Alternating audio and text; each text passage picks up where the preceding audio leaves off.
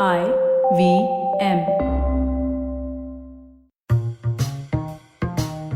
Hello and welcome to the Wire Talks. I'm Sidharth Bhatia.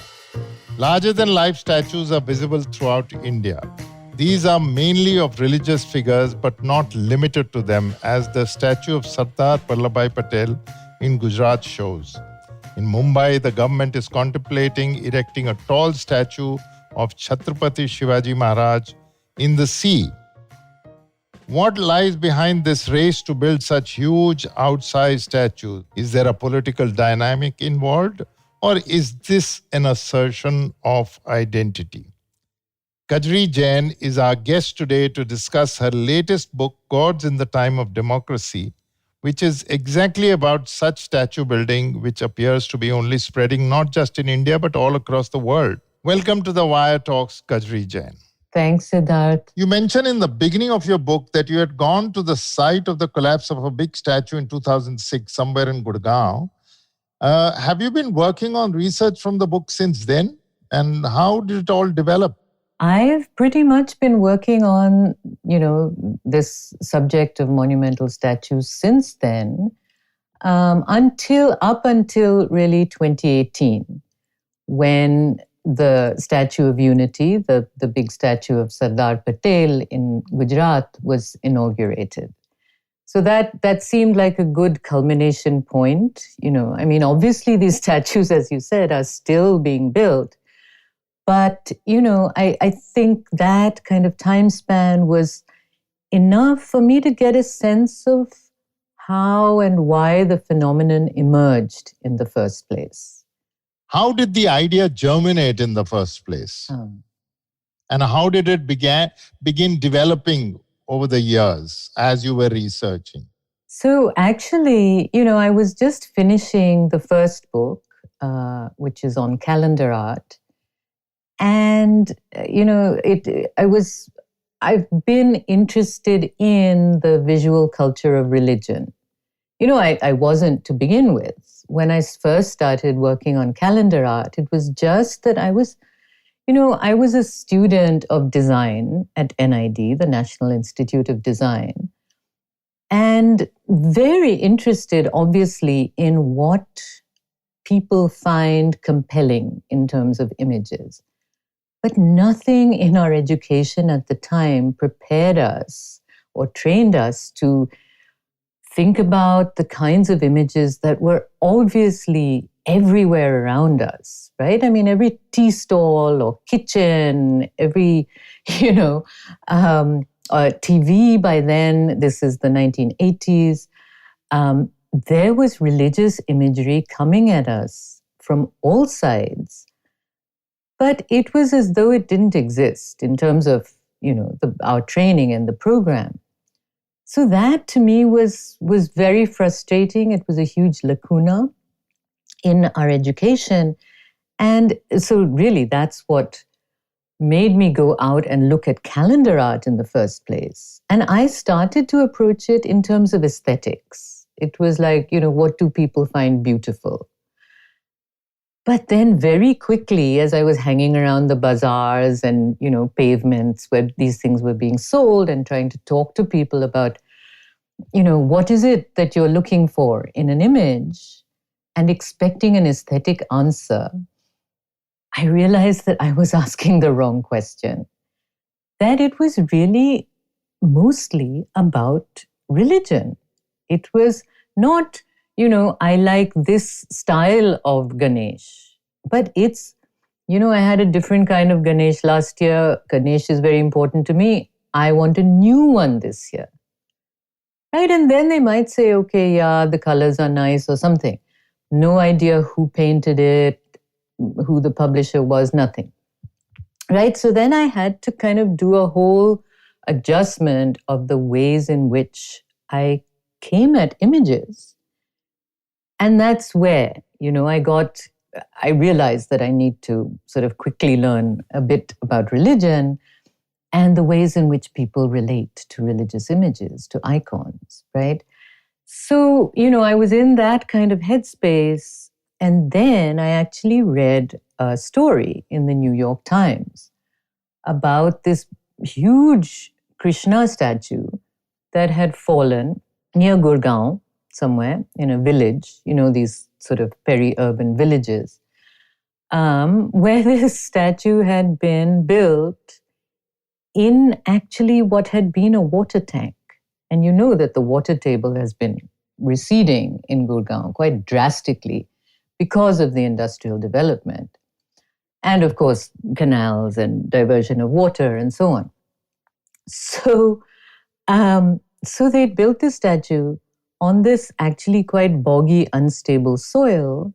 And what's more, you know how Krishna, when he's playing his flute, he has his hands off to one side holding the flute.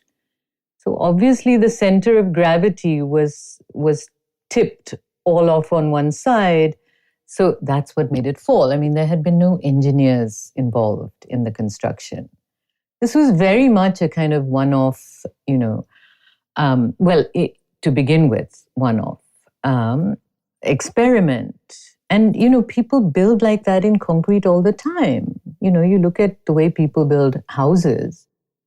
It's become almost like a craft. So basically, this person had built this thing. It fell and actually killed a couple of the villagers who were around there.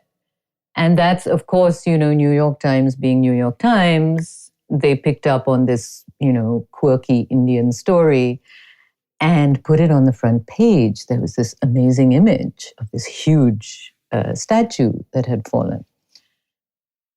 And part of the story was, as reported in the media, that the funds for building this statue had come from the villagers themselves, that they had collected the money. And that really struck me. Why would people spend their own hard-earned money to build a statue like this when they could be building a well or, contributing towards a school or whatever? So, I just put that as a kind of question at the end of the first book. But then I thought, let me go and see what's going on. And so I went out there and asked around. And of course, the story was completely different. As happens. It was not the villagers at all. It was like a local business person in Gurgaon, in that manufacturing. I won't say who it was because they don't want me to. It was this sort of philanthropic cum religious project where the person had built actually a dispensary nearby, to develop the village. And I think there was some kind of, women's empowerment program as well. But then there was also this statue, which was erected in the memory of this businessman's mother. So that brought me right back into the territory of my first book, which is what I call vernacular capitalism. It's the ways in which business has never been separate from religion in India, because, and there's a whole history to that, to do with how in the colonial period, and my colleague Ritu Birla has written about this, colonial law never incorporated Indian businesses of what it called the Bazaar sector under corporate law. This was always adjudicated under either Hindu or Muslim personal law. Because I think they realized that a place like India, business is done differently. It's not, impersonal. It doesn't necessarily, now of course things are different, but traditionally the traditional business communities kept capital within the family, made alliances with other, business associates through and caste networks. Caste networks, kinship networks, right? If you look at intermarrying, that's part of it. And also, very important, because of things like the hundi system and the way that capital and credit circulated, trust was very important, right? So you were either somebody's, father-in-law, or you were part of the same caste network, community network, where everyone was keeping an eye on your standing, your moral standing, right? And so religion, the performance of religious patronage, is a huge part of this. So that's why, calendar art often, it's a kind of business advertisement, really, but it has gods or, religious themes represented on the calendars. And similarly, this kind of religious patronage, it's a new form, but it's in that same mood, right? So it's business people, what do you do? The first thing that happens when you make money and you make good is you donate to the temple, or you have an icon made, or you have and so with each new form, whether it's calendar art or big statues, this is what people are doing in the new economy. No, so I thought in this kind of comprehensive answer, you began with something that I suppose would be applicable to these monumental statues also, is the lack of interest or understanding of academia in vernacular popular art for various reasons. We won't go into those reasons right now.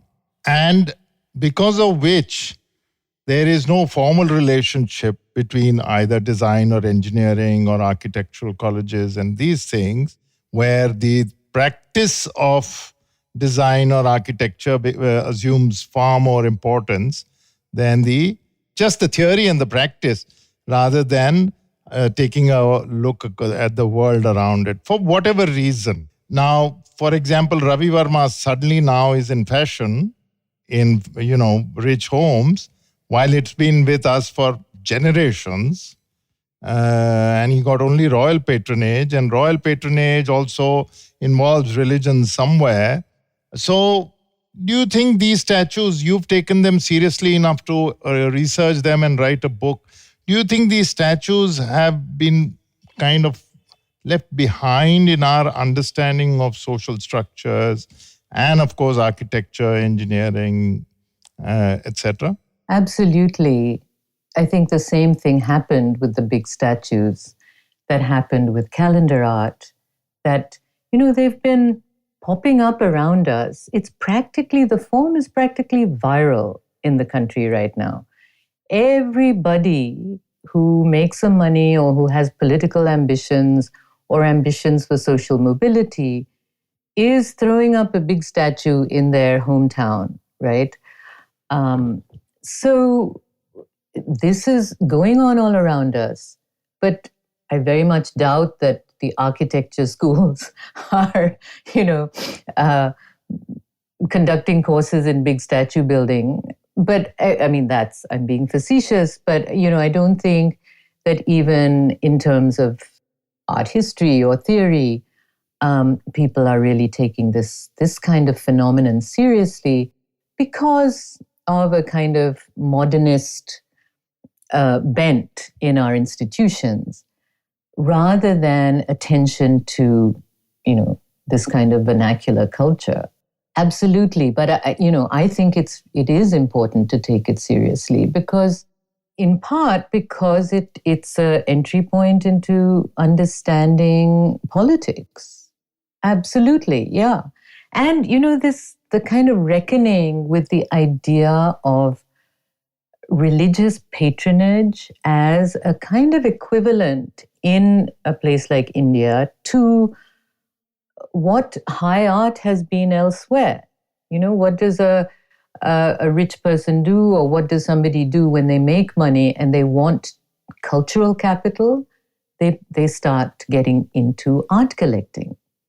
Here, it's not art, it's religious patronage that helps you attain a certain kind of social mobility and status. right? Attain and maintain it. So when you look back over the last, say, 200 years, the British, while they were here, the company, rather actually the crown, when it was here, it was building these statues of high and mighty grandees and officials, viceroys and municipal commissioners and things. And many of the statues, I'm sure you've seen around in Bombay, were built by a donation of, the elite as well as citizens to build, say, Jamshedji Ji Boy, or there is the doctor who discovered plague. So these statues were coming up. So what changed? And post-independence, there were statues of Gandhi and so many more people all over the country. So isn't there a tradition already? There is a tradition of statue building, of political statue building, or of leaders. And again, it's about communities seeking recognition, right? Or paying tribute to a leader. So, one of the arguments in my book is that we keep thinking of new things as representing a shift, right? That a new form comes in and the old ones disappear. What I'm arguing is that doesn't happen. Actually, the new thing comes along and is just one more layer on top of what's already going on. So it's not as though political statue building has diminished. We still get the usual scale civic statue, right? And especially now of people like Ambedkar, who have been put on the table now due to Dalit assertion. So that has not gone away, but what I'm interested in is, why does a new form emerge? And then the new form kind of forms circuits with the old ones. So the Statue of Unity is a very good example. That has been designed, and actually the new Ram statue that is projected in Ayodhya, both are designed by Ram Sutar, who is the sculptor who has done the most for political statues in India. He's, almost like if there was an equivalent of a poet laureate. He's the kind of sculpture laureate. Almost all the Gandhi statues that are sent abroad to foreign embassies and so on are made by Ram Sutar. I think we have one here at the University of Toronto as well. So, he was doing this kind of work anyway. The new big statue form came along, which first started with neo-spiritual institutions, religious institutions, and these kinds of entrepreneurs like the one who built the big Krishna. So it starts there. Then it enters the political vocabulary, the mega statue. But the smaller statues were always there. Yeah. So you say somewhere, I must confess, I didn't manage to finish the whole book. It came to me last week and it's quite a tome. But I have read quite a bit. And you say that the starting point of this kind of statuary, if I may use that term, the mega statue, is post-liberalization. How are they two linked? Right. So, don't worry about not having read the book. The book, actually, it's a bit of a tome, but also it's written in a way where I'm happy for people to dip in wherever they want. You can follow the argument, but there are lots of stories in there. So about the sculptors, about the patrons. And some nice, sorry to interrupt, but then some lovely photographs. Right, that too. So, there's something for everyone. Don't be, I don't want your listeners to be intimidated by the book. There's lots of diagrams, figures and charts and stuff. Lost track of the question. It's about, what was your question? My question is, why do you link it with liberalization? Right.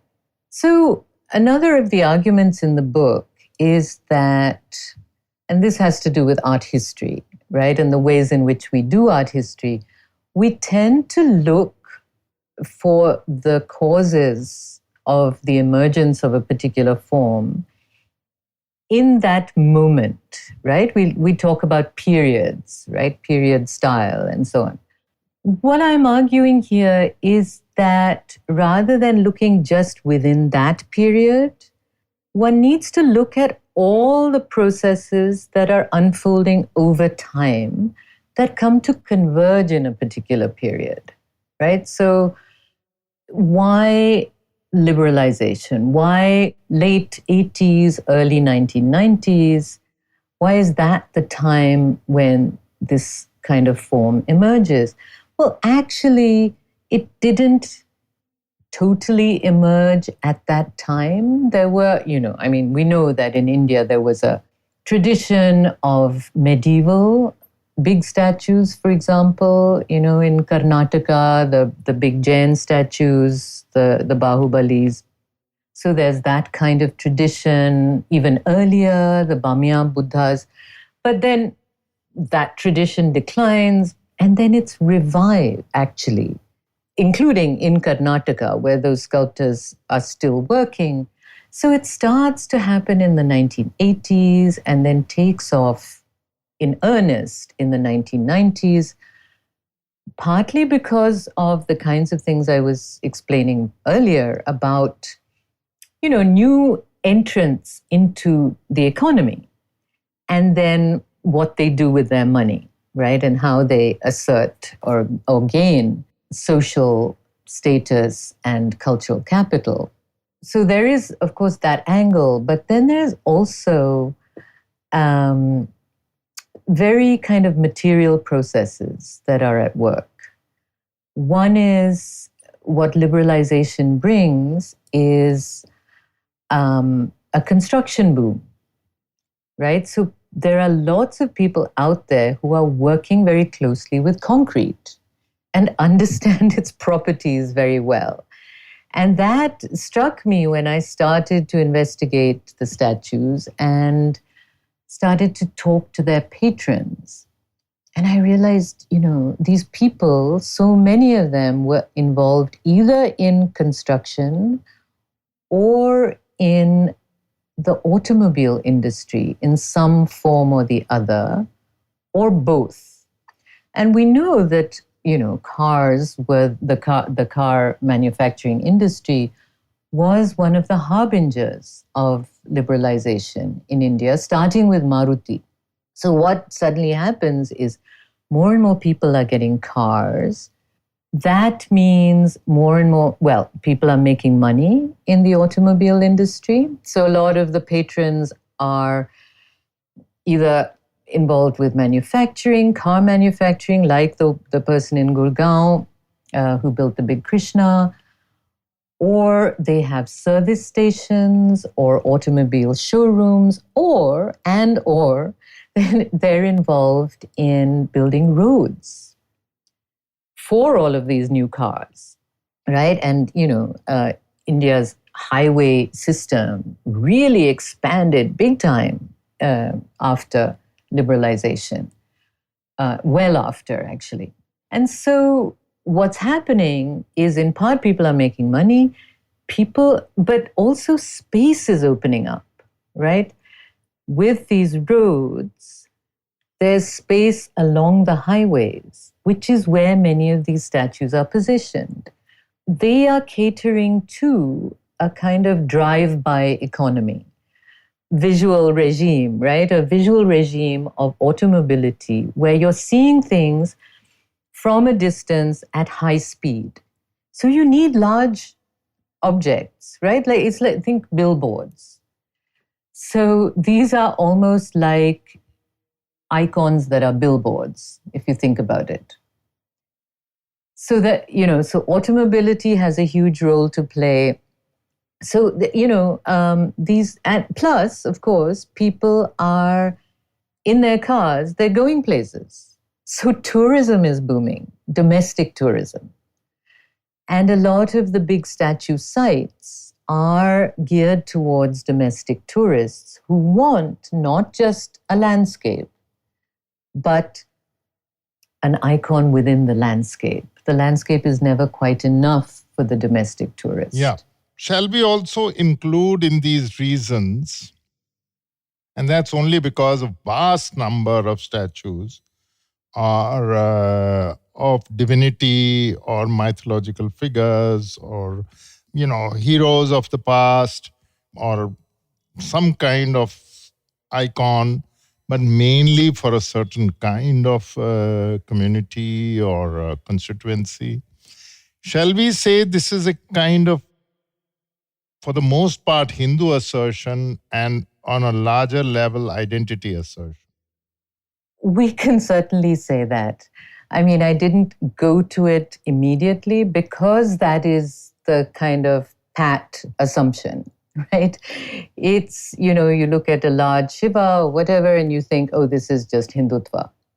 Of course it is, but it's not that simple, right? I mean, why would this particular form be the expression, the kind of privileged expression of Hindutva at this moment?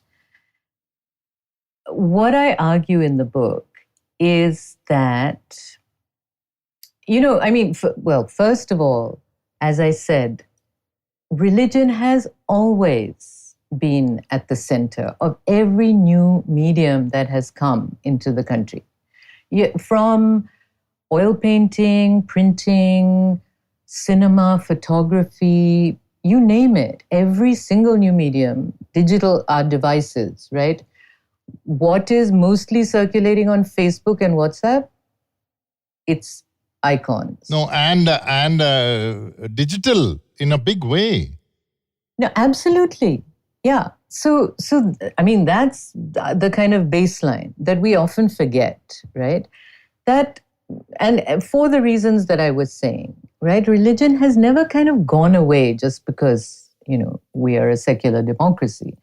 So that kind of grassroots religiosity has always been there. But then on top of that, why does it become such a... It is, I mean, I agree that it is a Hindu assertion. Why do Hindus feel that they need to assert themselves? There's always that kind of question when, people are doing propaganda or suddenly reasserting their power. I mean, it's like, why did Hitler have to do so much propaganda against the Jews? Was this not self-evident, right? It's actually when a particular majoritarian formation is threatened that it feels that it needs to reassert itself. And that's what I'm arguing in the book. What happens and why is it the statue form that becomes important for this reassertion? It's because of the ways in which over the 70s and 80s, as the Dalit Bahujan movement was gathering steam, one of the ways in which people were asserting their claim over land, land, for example, that had been granted to the landless by Indira Gandhi during the emergency, which was not really claimed at the time, but as the movement grew, people were emboldened to claim the land. How do they do it? They build a tiny Ambedkar or Buddha statue and they put it on that land. So it says, I'm claiming the land, but it also says, we are here, right? It's a gesture of political assertion. So what happens is all across UP and the North, these statues start to appear, tiny ones, but many, thousands. And then by the 90s, we get a figure like Mayawati, who is finally elected to parliament. She becomes chief minister, and then she starts on her monument building program to make up for centuries of invisibility. And of course, that gets up everyone's noses, left and right alike, And when that happens, something important is going on. If I may just say so, Yeah. that happens more often than not. But anyway, yes. What happened more often than not? The left and right basically saying the same thing. No, that I agree with. But, and what when does that happen? It happens when there is some very deep upheaval at work. In this case, I think something very important was going on. The fact that the caste structure, which has been the underpinning of Indian society for centuries, was being questioned. And its forms were being questioned, right? That idea that the icon is always inside the temple from which Dalit Bahujan communities were excluded, right? Why has that icon now come out into the open, right? Why has it become a public form? It is because of that demand, right? The demand for inclusion, both in the polity, in the democratic polity, but also in society and in the religious community, right? And of course, this is a very contested thing. Gandhi wants to appropriate the Harijans, as he calls them, and bring them into the Hindu fold. Ambedkar says, we want separate representation, etc. I mean, I won't go into that history, but the fact is that this contest is coming out into the open. And that's what I argue in the book is the reason why the statue form, it's really with Mayavati that it pivots, that the game changes, because other politicians are realizing that they have to somewhere address Dalit Bahujan communities. They're also realizing that icons are very important. And that's when two things start to happen. Both, all the parties realize they have to take Dalits seriously. They also start building their Ambedkars and so on, putting Ambedkar in a cage and so on. But they also start to patronize their own Hindu icons. And this is what you see certainly by the time of the 2014 and then 2019 elections, is every chief minister has some kind of such project, from, Jayalalitha, rest her soul, to, Kamalnath. In his constituency, he had a big Hanuman built. I mean, it was never ostensibly patronized by him, but he was a player. I mean, this is his constituency, right? And again, as Minister of Infrastructure and, whatever else, he knew the importance of things like this. He understood that vocabulary. So, how does that fit in with, I get the bit about the assertion of identity in the Indian context, the majoritarian context. How does that fit in with, say, Mauritius and Trinidad, where in fact, I think Mauritius already had one and they built another of Durga, if I'm not mistaken. I've seen the old Shiva one on that Gangotri or whatever they call it, Ganga Talav. But why Trinidad? Why Mauritius? Why so many other countries? Well, the big statue form has proliferated pretty much wherever there are Indians, which is pretty much everywhere. But there are sizable communities in Mauritius, Trinidad, South Africa, and actually here in Toronto, there's a big statue as well. So, and of course, that has to do with the circuits between these communities and the homeland. So, in fact, many of these statues were built by the sculptors that I've been working with, who have also built statues in India. But really, it is the same kind of mechanism at work, because these statues have been appearing wherever there is a plural polity, where different political constituencies are jostling for recognition within the polity, right? So, I described how that happened in India with Dalit assertion. In a place like Mauritius, it's interesting. I mean, Trinidad is quite straightforward. Trinidad and South Africa, there you have Indians as minorities within a situation where the majority population is of African descent, or African or of African descent. But until recently, and certainly, in Trinidad, probably still, the economic power is in largely white hands. So, that's a straightforward situation where Indians are in the minority. In Mauritius, Indians are a politically dominant group. And so what is going on there? There too, interestingly, it is about caste. The groups within the Indian community, there is, and they don't like this narrative to be put out there because, because they are sort of surrounded by other communities. They want, the Indians in one sense want to be seen as united. But on the other hand, there are internal divisions, which are actually caste divisions. So this place that you mentioned, Ganga Talao, which is a very beautiful spot up in the mountains, there's a lake.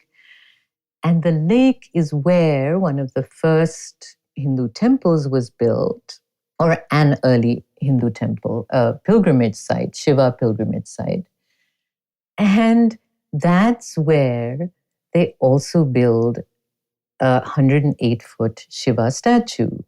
And, there are interesting stories about how it originated.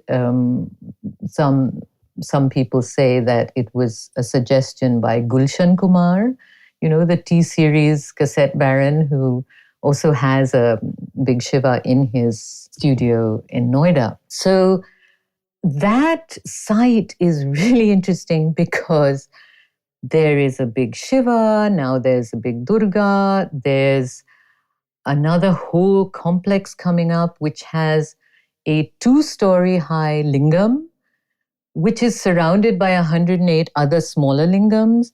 So very innovative religious forms, but it's all because of the different constituencies within the Indian community that all want a piece of the action there. Coming from these religious statues, or now we come to something like Statue of Unity, already built with technology and construction from China, material from China, and construction by an Indian company. And you have the Shiva statue come, a Shivaji statue that is coming up in the sea. Now, already a lot of marine engineers have pointed out all kinds of problems with it. But never mind that, it's not yet begun to happen. It's moving by fits and starts. But that's, every party in Maharashtra is all for it. How do you correlate these with the religious statues? And shall we also assume there is a quasi-religious element to them? Well, I did trace the lineage of the secular statues in the religious ones, right? So the religious statues sort of pave the way for the big, supposedly secular statues. But as you say, I think one can never see an icon, whether religious explicitly or not, one can never see it as devoid of a certain kind of, shall we say, sacred efficacy.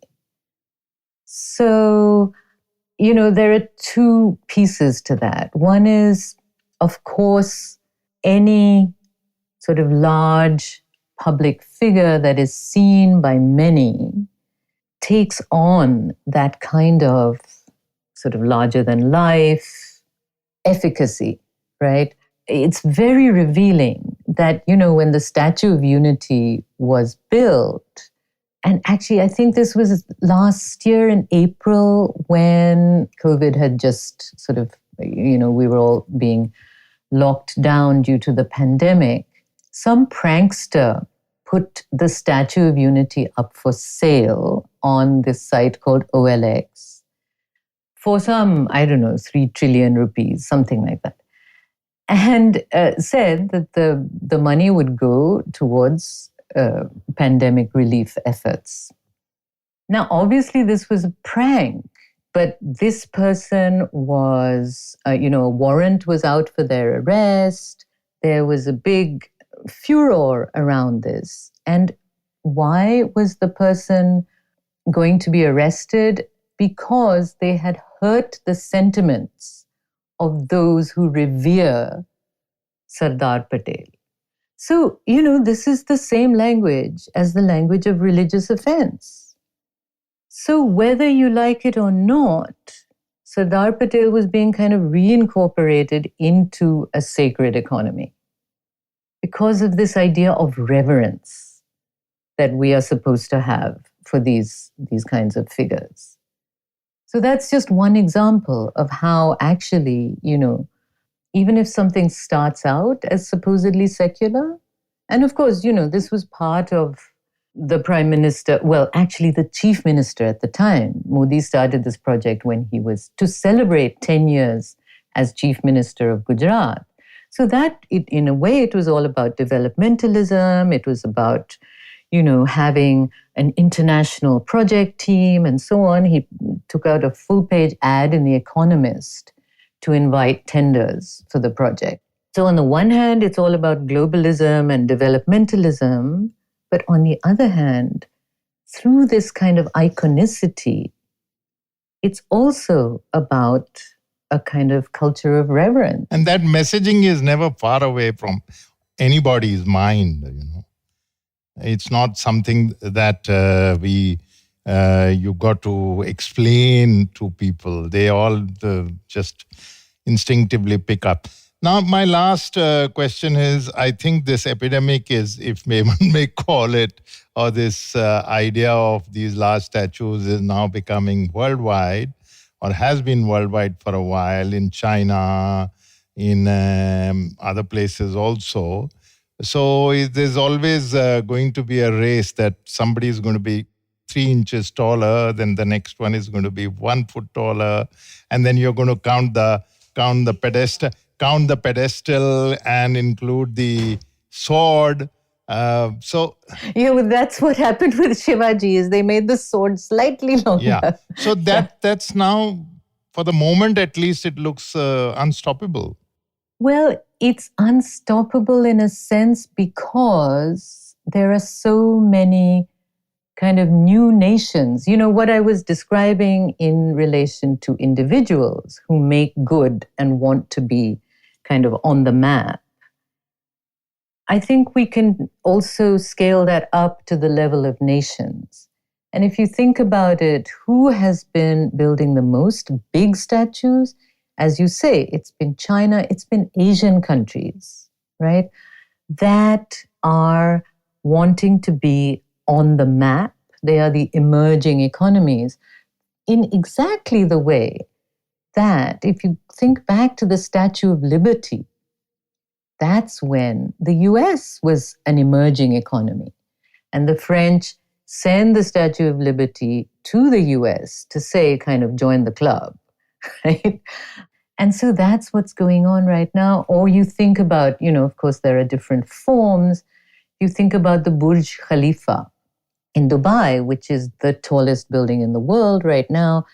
That's the way those nations are asserting their arrival on the world stage. This happened with Malaysia, so Islamic countries are doing it in that way.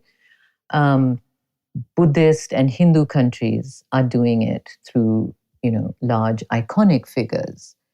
Burma has a huge sort of golden Buddha. Bhutan, Sikkim, it's very much a Buddhist phenomenon as well as a Hindu one. So, I think as people catch up, or as they assert their presence on the world economic stage, I think we're going to be seeing this more and more. Probably the next continent will be Africa. And we've already, there is a big statue in Senegal, which was very controversial, built by the leader there. So, I think we're going to see this for a while. You know that there were a lot of statues in the new republics after the breakup of the Soviet Union. Then, of course, Saddam Hussein had one, though I don't know whether it was that big. That kind of establishing territory and ambition and, showing the world is, and of course, to the local population is very much already there, and now it's becoming bigger and bigger. But I think that one thing we need to keep in mind, and what I argue in the book, is that we think of big monuments as somehow associated with totalitarian regimes or anti-democratic regimes. But my argument is that it's quite the opposite, that democracy, it's the form of electoral democracy, which deals in these questions of recognition and, public claims. That is particularly suited to the statue form, or rather the other way around, that the statue form is particularly suited to democracies. And that's why I keep bringing us back to things like the Statue of Liberty, or, in fact, in the Third Republic in France, there was a period of what they called Statuemania. It wasn't huge statues, but it was many, many civic statues, allegorizing civic virtues. That's where we get statues of things like liberty or democracy, equality. But also just these kind of civic figures, mayors, politicians of various sorts. So it is about, about people, regular people, being kind of public figures, right? So it's regular people who make it politically, or it's about certain kinds of values, public values that need to be asserted and staged, right, for the polity. I mean, think of the fact that you have the Statue of Liberty and then the Statue of Unity. What does that say about what values the current regime holds dear? It is not liberty. It is unity. And if you think about unity, the etymology of the word fascism, it's the fascio. It's like a bundle of sticks, right? So unity is kind of inherent. It's like the core value of fascism. So that may say something about why the current regime would want to build a statue called the Statue of Unity. Well, on that note, that was a really brilliant exposition of not just your work, but about social structures, about changing social and political landscapes. I congratulate you on your book, and I thank you for joining us today on The Wiretags. Kajri Jain, thank you very much. This is Sidharth Bhatia winding up. See you in the next episode of The Wire Talks. Thank you. Thank you. You can check out this podcast and other interesting ones on the Wire website, the IVM podcast website, app, or wherever else that you get your podcasts. Goodbye from me, Sidharth Bhatia, and the Wire Talks podcast team.